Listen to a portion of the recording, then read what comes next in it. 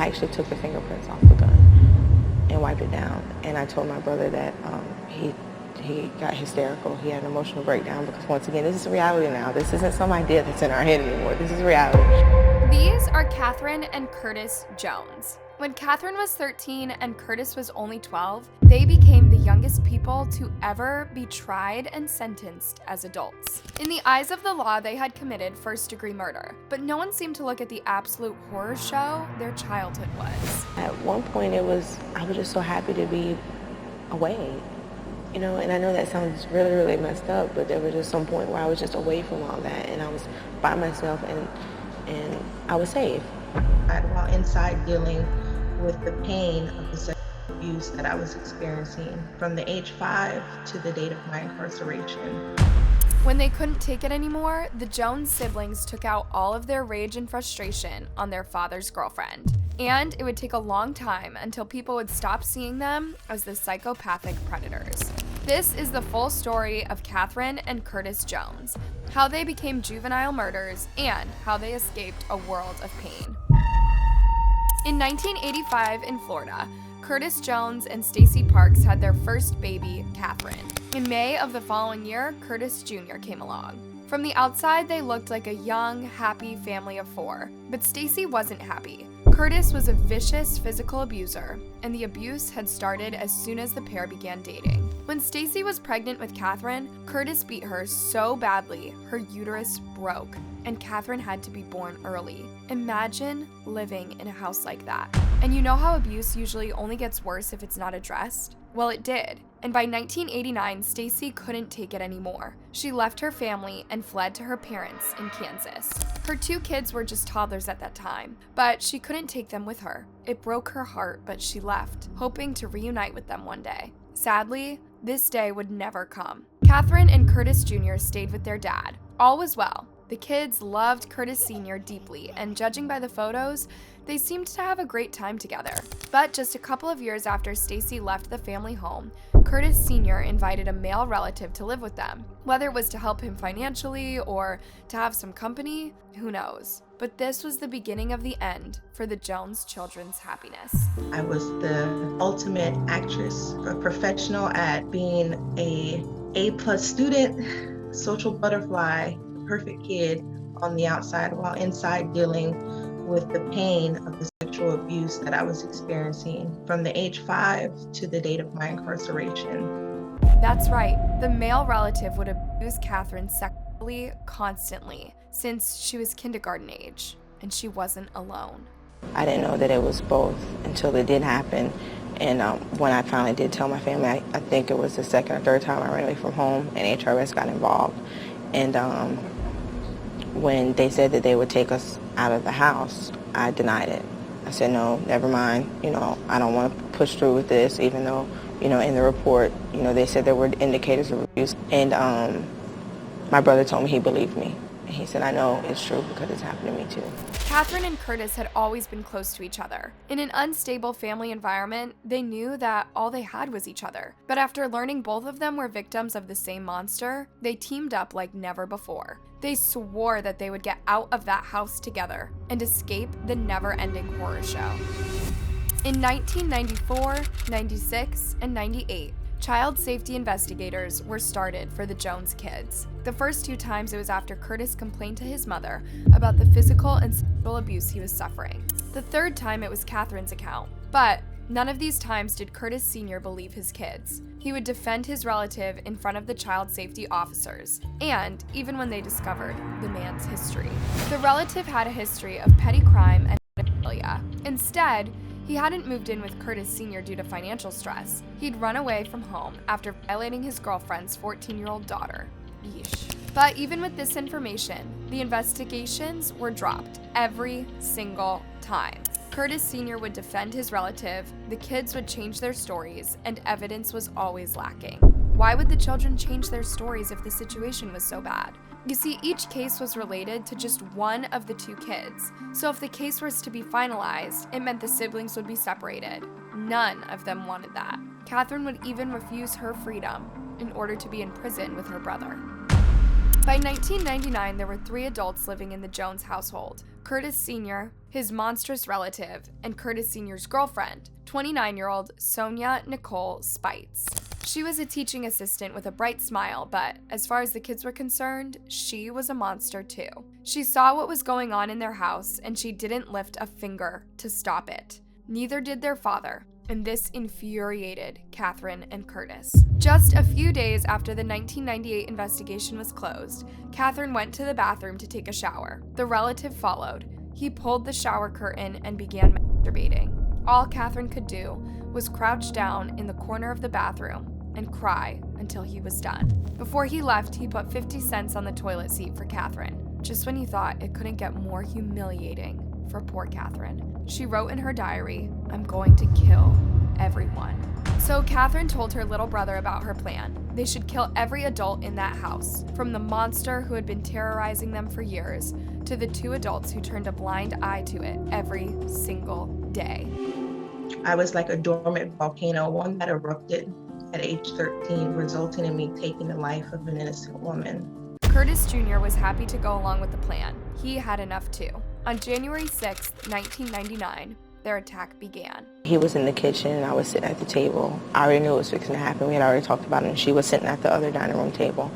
And he shot her in the chest.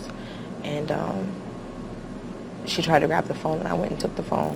Curtis fired the gun several times at Nicole until she wasn't moving anymore. But his sister could see him trembling with fear and shock, so she took the gun and fired the last 2 bullets at the patio. Then she cleaned the gun. I actually took the fingerprints off the gun and wiped it down. And I told my brother that he got hysterical. He had an emotional breakdown because, once again, this is reality now. This isn't some idea that's in our head anymore. This is reality. When Curtis was having a full-blown emotional breakdown, the 2 kids called 911 and reported the murder as an accident. Then they fled the house. I was trying to calm him down, and we ended up leaving the house because of all the blood and stuff that was everywhere. And I called my best friend, and she came and we went to her house, and then we went to another friend's house. And I had told my brother, if anything happens, I did it. You didn't have anything to do with it. The brotherly love and support here was incredible. Catherine was ready to take the blame for Curtis and go to prison on her own. But when the police caught the kids at 7 a.m. the next morning, Curtis took full responsibility for them both. However, they had no idea that the ordeal was far from over. Catherine and Curtis Jr. were now in prison, but the reality of what they had done was just kicking in. And we went in the interview room, and my dad was crying, and I think that's probably the worst part of it, when they told my dad we weren't coming home, that they were charging us both with first-degree premeditated murder. And they were tried as adults, too. Their defense team painted the full picture of their childhood: the 3 child abuse investigations, the children's accounts, and even Stacy's heartbreaking account of visiting her kids and seeing them bruised and apathetic. But that didn't do them a lot of good. The prosecution showed them as jealous little monsters who killed Nicole because they wanted Curtis Sr.'s undivided attention. That's when 13-year-old Catherine was offered a deal. There was a chance that they were saying that maybe I could go home if I testified earlier than my brother, and I was like, no way, because, I'm the reason that he's in this predicament. And what they wanted me to do is not take responsibility, which would have been a lie. Catherine protected her brother and made sure they served the same time. Even when Curtis was offered 22 years and Catherine 18, Catherine insisted that Curtis also got 18 years. Eventually, both kids were sentenced to 18 years behind bars and lifelong probation. And we had a contact visit right after I got sentenced. The judge ordered it. That was the last time I seen him. At age 13 and 12, Catherine and Curtis were shipped off to adult prison to carry out their sentences separately and with no contact whatsoever. We're best friends. Nobody understands what you go through in here but somebody else that's in here. And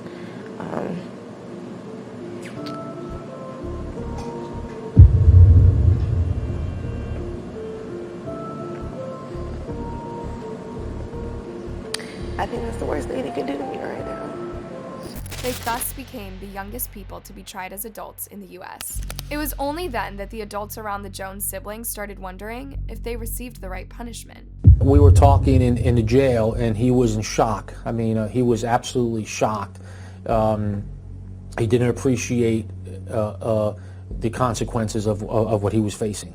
It was obvious to me that he was just a little boy in absolute shock and very concerned, extremely scared, and wanting, the comforts of home. Curtis couldn't even comprehend what was happening, not to a true extent. Here's what he asked his child support officer. And one of the things that, I wanted to know if he had any questions, and one of the things that he asked for was one of his Nintendo games. Curtis had no idea what he was about to face in prison. There's no way that these kids should have been sentenced as adults. They should have been sentenced as juveniles. Catherine was held in solitary confinement for the first 3 years in prison. Imagine living like this between 13 and 16. She was treated like a monster. Magazines had even labeled her a super predator. When I heard the term super predator used to describe me, I felt dehumanized, like I was no longer a child, that everything innocent and pure about me was stripped away and replaced by these demeaning, derogatory labels that were used to justify treating me in an inhumane, cruel, and unjust way. Here's a super dark twist. The original article, The Coming of Super Predators, by criminologist John Duilio, warned people of a violent crime wave perpetrated by Black children. This only led to more children of color being tried as adults and given very harsh sentences. Instead of making sure these children got the right care, therapy, and education, they were thrown in prison for decades, or even life. But this is not a solution. When Catherine was first sent to prison, she showed no emotion. At one point, I was just so happy to be away, and I know that sounds really, really messed up, but there was just some point where I was just away from all that, and I was by myself, and I was safe. Imagine feeling safer in solitary confinement than at home. The prosecution and the media pointed out her poker face and used this to prove that she was a monster. The one thing that really caught us was she didn't seem to have, and I don't want to say remorse, but she had a very cold effect. I mean, as far as not really an emotional side to her that we could find. I mean, there was not a lot of emotion when she talked about it. It was more matter of fact. Even at the end, it was kind of like she came up with an idea, she had a plan, and she carried it out. Not really thinking about, and because of her age, not being able to think about, what do we do once this happens, and the things that occur that you don't plan for. But when a psychologist saw her, she found out she was in a complete emotional shutdown. I learned later when I was going through therapy that what I did was completely shut down and blocked off, and they put me on a lot of medication. Only about 5 years into her sentence did Catherine start coming to terms with what she did. She had to relive her trauma and accept responsibility for taking an innocent life. The horror show wasn't over, but things would start looking up for the siblings. While in prison, Catherine married Navy officer Senior Chief Ramus Fleming, once her pen pal after he'd read her story in Florida Today. In 2016, Catherine was released at the age of 30. She is now a mother of 2 and a leader of the campaign for the fair sentencing of youth. I see myself as a champion for those that I left behind, the very women who nurtured me and became surrogate mothers to me inside the prison system. Curtis was also released a year later, also aged 30. He is now an ordained minister. Upon his release, senior research analyst Ashley Nealis wrote, "The story of siblings Catherine Jones and Curtis Fairchild is a tragic tale of several people and systems that failed these 2 young victims before dumping them in prison. The childcare and justice systems failed these 2 kids. They had several chances to escape their horror home or from their monster relative to be convicted and tried for his unspeakable crimes. And while their story was set in court, no one took it seriously. Now the siblings are finally reunited and they still have a good life ahead. Ramus quit the Navy so as to be by Catherine's side while she gets used to the modern world. Imagine missing out on 20 years in the 2000s. It wasn't easy for Catherine to learn the ropes of social media, drive a car, and go to job interviews.